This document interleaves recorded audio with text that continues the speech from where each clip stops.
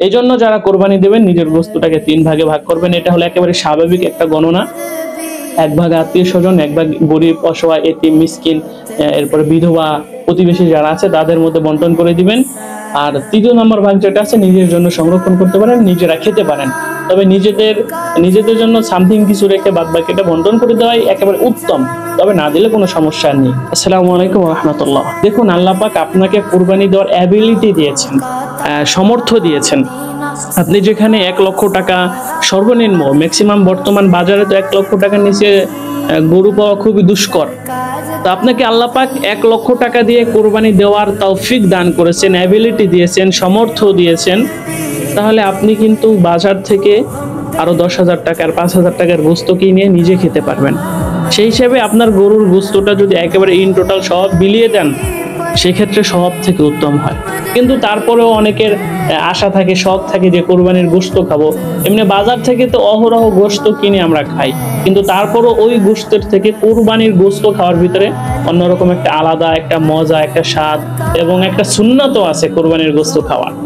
তো সেই হিসেবে আমরা 3 ভাগের 1 ভাগ নিজেদের জন্য রেখে দিতে পারি। এবং দেখা যায় অনেক সময় 2 ভাগ বন্টন করার পরেও অনেক অসহায় মানুষ আসে, অনেক আত্মীয় স্বজন বাদ পড়ে যায়, তাদেরকে নিজের অংশ থেকেই দিয়ে দেবো ইনশাআল্লাহ।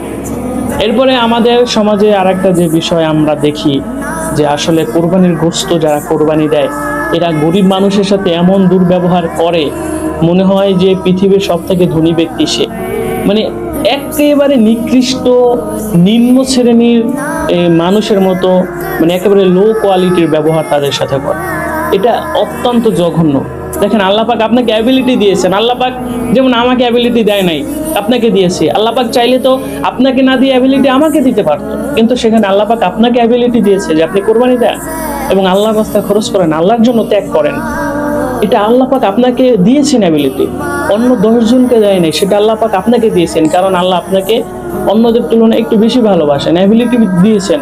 আপনাকে অ্যাবিলিটি দিয়ে পরীক্ষা করতেছেন যে আমি তাকে অ্যাবিলিটি দেই, সে আল্লাহর রাস্তায় দেখি কেমন কোরবানি করে, গরিব মানুষের সাথে কেমন বিহেভ করে, অসহায় মানুষের সাথে, বিধবাদের সাথে, এতিমের সাথে, মিসকিনের সাথে সে কেমন বিহেভ করে, এটা আমি আল্লাহ পাক দেখি। এটা আল্লাহ পাকের একটা পরীক্ষা। কিন্তু সেখানে আপনি গরিব অসহায় মানুষের সাথে দুর্ব্যবহার করতেছেন, এটা আসলে অত্যন্ত জঘন্য একটা বিষয়। এইসব বিষয় আপনারা করবেন না, মেহেরবানি করে করবেন না, কারণ এটা কোনো ভালো মানুষের কাজ না। গরিবের সাথে, অসহায় এতিম মিসকিন বিধবাদের সাথে খারাপ ব্যবহার করা, খারাপ আচরণ করা, খারাপ কথা বলা, ধমকি দেওয়া, ঝাড়ি দেওয়া, এগুলো ভালো মানুষের কাজ না। আমাদের নবীর কাজ এটা ছিল না, নবী এরকম কিছু করতেন না। এই জন্য যারা কোরবানি দিবেন তারা সকলেই গোশত বন্টন করার পাশাপাশি আপনারা অসহায় মানুষের সাথে, এতিম মিসকিনদের সাথে ভালো ব্যবহার করবেন। দেখবেন আল্লাহ পাক আপনার উপর অনেক খুশি হয়ে যাবেন। এবং আল্লাহ পাক এই খুশি হওয়ার কারণে এই বছর যদি আপনি 1 লক্ষ টাকা দিয়ে কোরবানি করে থাকেন, তাহলে আল্লাহ পাক দেখবেন আগামী বছর আপনাকে 2 লক্ষ টাকার কোরবানি দেওয়ার তৌফিক দান করবেন ইনশাআল্লাহ।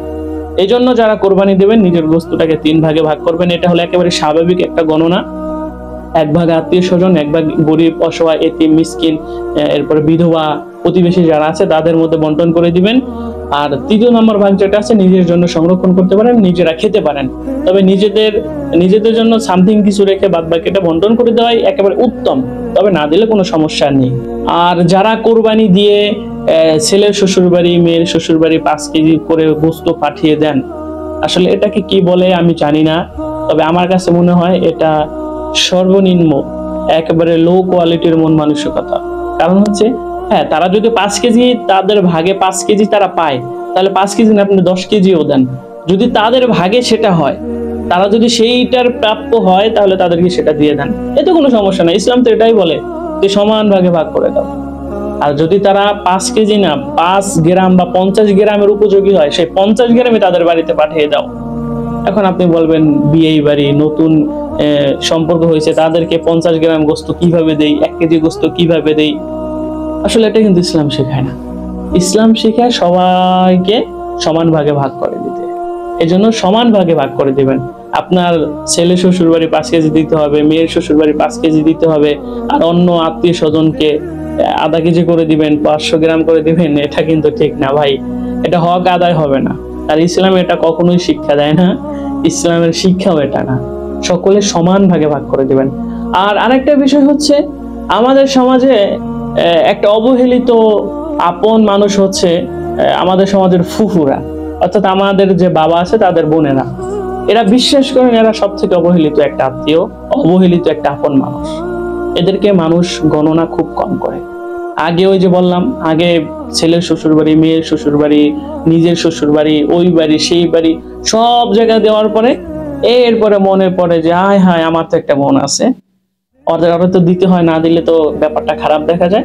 তখন কি করে, ওই কুড়িয়ে কাড়িয়ে যা আছে, মানে ওই আমাদের সমাজে বলে এঠো এঠো জিনিস, ওইখান থেকে আপনার এঠো জিনিস পরে বোনের বাড়িতে পাঠায়।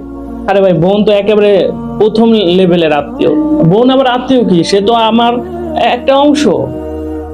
বোনের ক্ষেত্রে আপনারা একটু সুনজর দিবেন, দেখবেন ভালো হবে, আল্লাহ খুশি হবে। বিয়ে দেওয়ার পরেই যে বোনের দায়িত্ব শেষ এরকম না, ভাইয়ের দায়িত্ব শেষ এরকমও না। বোন সারা জীবনের জন্য, এদেরকে ভালো মতো দেখবে। আবার আলহামদুলিল্লাহ অনেকে আছে যারা বোনকে সব সময় উপরে রাখে। আল্লাহ পাক তাদের কল্যাণ করুন। আসসালামু আলাইকুম ওয়া রাহমাতুল্লাহ।